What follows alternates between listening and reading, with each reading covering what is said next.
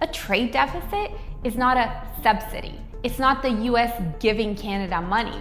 It's just a record of how much more they bought from us than we bought from them.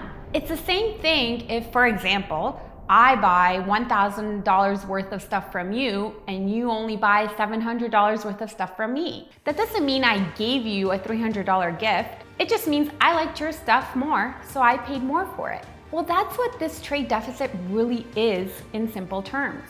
And even that $72 billion number doesn't really tell you the full story. And that is because the US doesn't just sell goods to Canada. It sells services too. Think financial services, software, tech, media, licensing, even Hollywood and streaming. It's very important to look at services as well, because services has been a growing part of trade for many decades now. When you include services, the trade deficit with Canada drops to about $40 billion.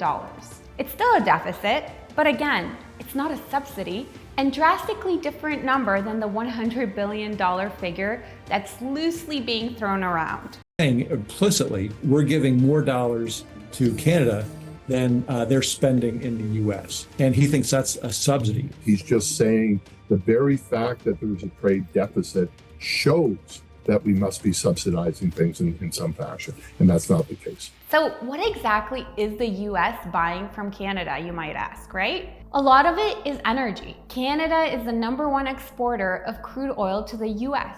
We also export natural gas and electricity. But here's the real kicker. American refineries are actually designed to process Canadian heavy crude. This crude oil, coming primarily out of Alberta's oil sands, has a very high viscosity and sulfur content. Because of the distance, because of pre-existing supply chain links, because of transportation routes, this is why Canada and the US trade the most. So it's not about charity, it's about infrastructure, supply chains, and economics.